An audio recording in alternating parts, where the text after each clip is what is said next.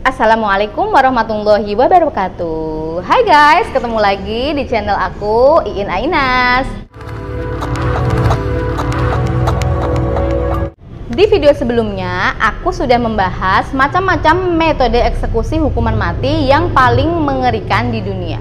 Ternyata apa yang udah aku bahas di video itu belum cukup loh guys. Karena masih ada banyak metode-metode eksekusi hukuman mati yang lebih mengerikan lainnya. Nah, di video ini aku udah pilihkan beberapa metode yang akan membuat bulu kuduk kalian berdiri. Siapkan mental kalian, check it out. Ini dinamakan flying, yaitu menguliti manusia hidup-hidup. Sebetulnya metode ini dilakukan bukan hanya untuk hukuman mati, namun juga digunakan untuk tujuan lain yang tak kalah kejamnya, seperti menghilangkan jati diri seseorang. Dengan maraknya kepercayaan akan tahayul yang menyebar di berbagai negara Eropa pada abad pertengahan, membuat hukuman mati jenis ini menjadi salah satu pilihan metode untuk menghukum mati pelaku kejahatan yang dipercaya sebagai vampir atau manusia serigala. Tak terbayang ya bagaimana sakitnya dikuliti hidup-hidup. Pada awalnya, kulit bagian dada akan disayat dengan pisau dan pelan-pelan bagian kulit lainnya juga akan dilepaskan dari daging. Hukuman ini dilakukan tanpa obat bius dan pelaku kejahatan tetap dibiarkan hidup dan meronta kesakitan. Hang, drown, and quarter. Secara harfiah, hukuman ini artinya hukuman gantung, tarik, dan membagi tubuh manusia menjadi 4 bagian. Jadi intinya tubuh terpidana akan ditelentangkan, kemudian masing-masing tangan dan kakinya akan diseret atau ditarik oleh 4 kuda dari arah mata angin yang berbeda. Jadi ini satu kuda, kaki ini satu kuda, kemudian kaki sebelahnya satu kuda, yang pada akhirnya karena masing-masing itu ditarik di arah yang berbeda, akhirnya membuat tubuh terpidana terbagi menjadi 4. Hukuman mati ini pernah diterapkan di Inggris pada tahun 1283 silam bagi siapa saja yang terbukti melakukan kejahatan berat. Parahnya lagi, kadang potongan tubuh terdakwa itu diletakkan di tengah keramaian publik. Tujuannya untuk memberikan efek jera dan rasa takut bagi masyarakat. Dengan kondisi sosial yang kondusif, tentu akan memberikan rasa aman bagi raja dan ratu yang saat itu memimpin negara. Digergaji hidup-hidup. Hukuman mati ini juga tidak kalah sadisnya. Metodenya sangat menakutkan, di mana terdakwa yang terbukti melakukan kejahatan berat akan digantung dengan posisi terbalik.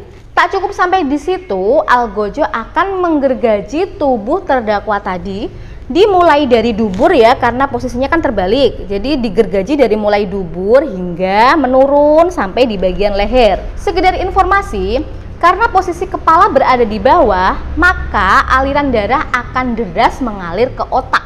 Sehingga pada saat proses hukuman terjadi, terdakwa masih dalam kondisi sadar. Tak bisa dibayangkan bagaimana terdakwa menahan sakit yang teramat sangat. Hukuman ini juga diberlakukan di Eropa pada abad pertengahan silam dan hasilnya dapat menekan angka kriminalitas hampir 100%. Selanjutnya, punacule. Benar gak sih? Punacule. Nah, punacule ini juga dikenal sebagai hukuman karung. Adalah salah satu metode eksekusi mati Romawi yang paling mengerikan. Hukuman ini diberikan kepada orang yang bersalah dalam hal parisida, yang berarti telah membunuh orang tuanya. Dalam metode ini, orang yang bersalah dimasukkan ke dalam karung yang sudah diisi beberapa hewan seperti monyet, anjing, ular, dan ayam jago. Karung itu kemudian akan diikat dan dibuang ke air yang dalam untuk memastikan orang yang di dalam karung itu mati di bawah air. Tak bisa dibayangkan ya, kengerian dan kepanikan apa yang terjadi di dalam karung tersebut begitu karung itu dilempar ke dalam air. Tentu binatang-binatang yang ada dalam karung itu mulai gaduh, saling serang, saling menggigit. Dan bagaimana keadaan terdakwa di dalamnya? Silahkan bayangkan sendiri. Metode hukuman karung ini pertama kali dilakukan sekitar tahun 100 sebelum Masehi. Namun keberadaan awal metode eksekusi mati ini diperkirakan telah ada 1 abad sebelumnya. Emas cair dituang ke tenggorokan. Metode eksekusi ini dilaksanakan di Romawi dengan menuangkan emas cair ke tenggorokan, dan ini dimulai berabad-abad yang lalu. Dalam metode ini, seseorang yang bersalah akan dituangkan emas cair ke tenggorokannya yang pada akhirnya akan menyebabkan kematian. Salah satu orang paling terkenal yang dieksekusi dengan metode ini adalah Jenderal Romawi Marcus Licinius Crassus. Namanya susah. Dia dieksekusi karena dia memiliki rasa haus yang tak terpadamkan akan kekayaan. Kadang-kadang beberapa orang yang bersalah akan dituangkan timah cair sebagai ganti emas. Panas dan uap yang dihasilkan oleh lelehan emas dan timah akan mengakibatkan meledaknya banyak organ tubuh sekaligus yang menyebabkan kematian. Siapapun yang dipaksa menelan emas cair atau timah cair tidak akan bisa mengontrol alirannya di dalam tubuh dan akhirnya mati dengan cara yang amat menyiksa. Meskipun ini adalah metode eksekusi yang kejam, kerajaan-kerajaan selain Romawi lain juga mengadopsi metode ini untuk mengeksekusi orang-orang yang bersalah. Rat tortur atau penyiksaan memakai tikus adalah metode eksekusi dengan menggunakan hewan tikus. Dalam metode ini, mula-mula terdakwa akan diikat dengan posisi telentang. Sesudah itu, kandang berisi tikus besar akan ditaruh di atas tubuh terdakwa yang hendak dieksekusi. Bagian bawah kandang berada dalam kondisi terbuka sehingga tikus bisa bersentuhan langsung dengan tubuh terdakwa. Kandang tadi kemudian akan dipanaskan secara perlahan. Saat kandang berubah menjadi panas, tikus yang ada di dalamnya secara otomatis mulai panik. Tikus itu pun lalu mencoba keluar dari kandang dengan menggigit dan mencakar perut sang terdakwa. Akibatnya, terdakwa tersebut hanya bisa menahan rasa sakit saat ada tikus yang masuk dan menggerogoti isi perutnya hidup-hidup.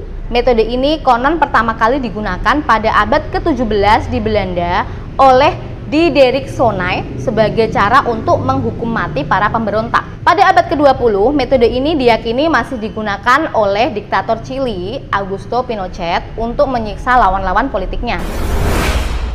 Selanjutnya ada Iron Maiden. Iron Maiden merupakan alat eksekusi zaman dulu di mana alat ini berbentuk peti dari besi. Tinggi lemari tersebut disesuaikan dengan orang yang dieksekusi. Tak lupa, seluruh permukaan di bagian dalam dilengkapi dengan paku-paku tajam. Orang yang bersalah akan dimasukkan ke dalamnya. Ketika pintu ditutup, kalian sudah bisa membayangkan apa yang akan terjadi. Paku-paku yang ada di dalam peti tersebut akan menusuk seluruh bagian tubuh terdakwa. Namun, paku-paku itu biasanya dibuat tidak terlalu panjang. Ini bertujuan untuk memperlambat proses kematian. Orang yang dihukum harus menunggu hingga kehabisan darah baru bisa mati. Nah, sekian dulu video dari aku. Semoga kalian suka ya. Terima kasih udah menonton video ini. Jangan lupa untuk subscribe dan menyalakan loncengnya. Sampai jumpa di video berikutnya. Bye-bye. Wassalamualaikum warahmatullahi wabarakatuh.